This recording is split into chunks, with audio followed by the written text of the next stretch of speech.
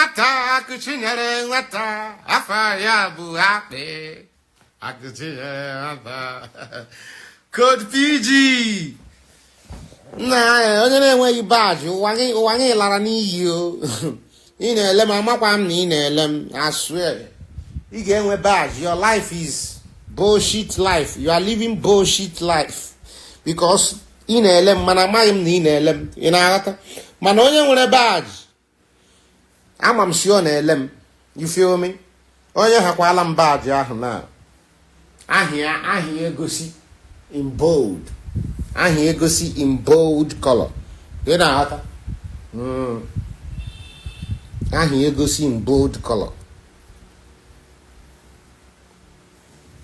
Yeah. Mana onye ga-enwe badge Amadiam si na-ele m talk less of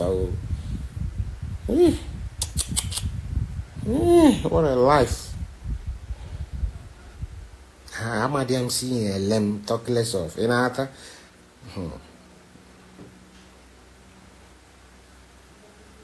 Akwụkwọ onye nwere badge ka anyị gba na-ele m. Na iri ha na-ego nle aha na-egosisi iriri ego. Iri ha na-ego nle aha na-egosisi iriri ego.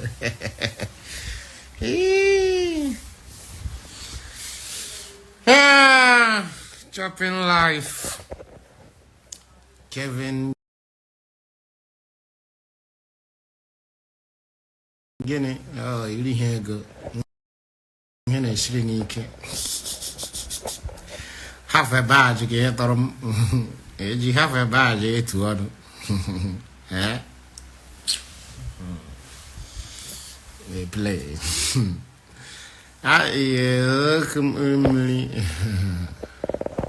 Hey. Banga. Irregular. Or they bore.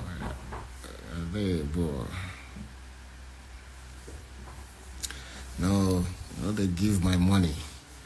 I'm not with Aleze Elibe bullshit. There's no Aleze Elibe. There is human and ote to eat your flesh. You know,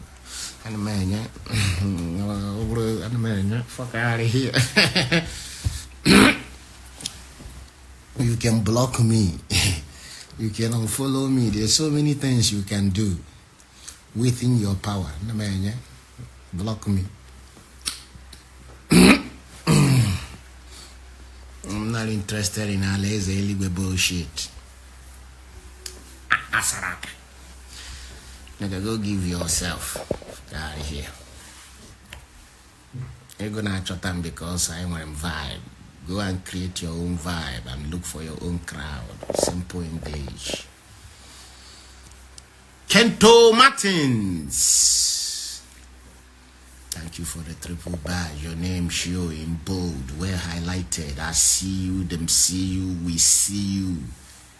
Kento Martins. Thank you. P. Guinea. P. Samuel. With the triple badge. P. Samuel. Samuel 001 Kembo Nambo number Kabidara number Kabi.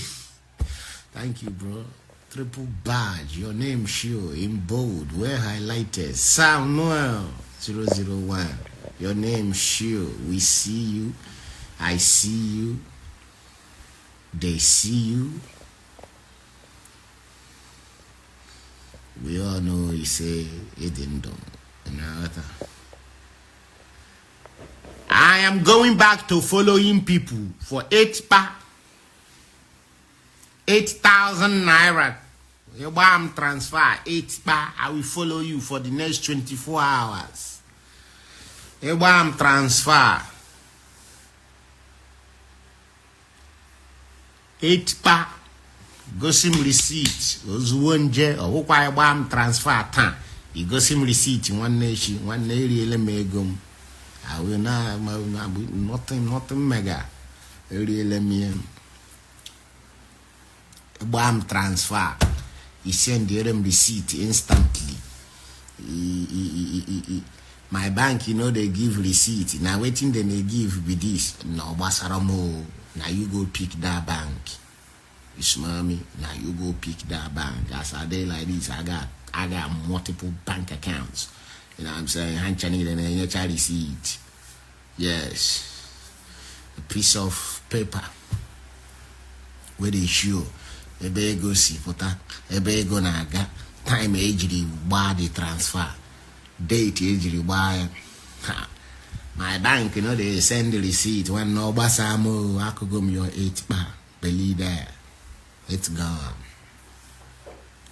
Nada. You go to my profile. Go to my profile. You got my account number there. Eco Bank. You got here there. You bam transfer 8 bar.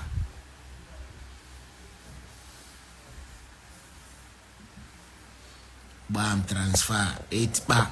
I will follow you for the next 24 hours. On your all I'm gonna say President Nesogi go like to check you out. Boy check it katange esrongi my name. Hey, your followers is growing, you know, and it's organic. Mana oge nwonye inata onye m na-eso, so onye ọbụla m na-eso automatically them go check you. Onye m na-eso not even Asia am a update. Asia am a man now zoom 200 bags of cement. I know they even follow them. Man now 1 million naira transfer. I know they even follow them. But I go follow you for 8 bar for the next 24 hours. I go follow you for 8 bar for the next 24 hours. And other. Yeah.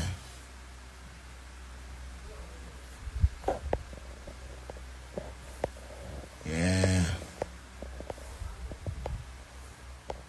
If you no be share leader, you no go last on my page. If you are not a share leader, you no go last. In case if you just enter the life.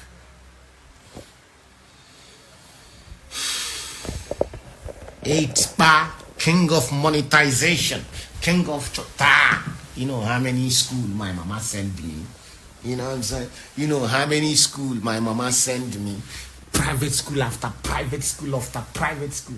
I'll be damned if I end up a beggar. I'll be damned if I end up a beggar. King of monetize. 8 bar, I go follow you for the next 24 hours. How many private school you go? No, be those people where they do Chineke wetering here, wetero mazige wetin here ge no be that family you come from. Amanama ki CMS expect me ge nwego. No be there, no be in there orisa wetero mu ge wetin here ge no be those people born you. Amanama he dream high. Go and fucking do mechanic. Stay in your fucking lane, nigga. Go and fucking clean road, idiot. No be Chineke wetere nwage wetin here ge family you come from. So why you think me and you go have the same reality? You no get enough finger to count the amount of private school where I don't go. You don't have enough finger to count the amount of private school where I don't go. Get the fuck. My block on itself. I swear to God, my block.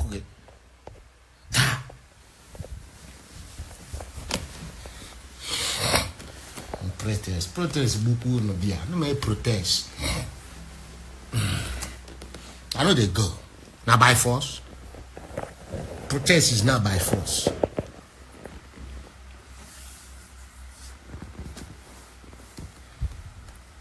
Person where born me, you know they early say hanani. Early say nah. I was born by a sharp woman with sharp brain. You know that? Sharp woman with sharp brain. Olise Hanani, enwe muna. Amaniam can gesi emewe. Omumu enyem way.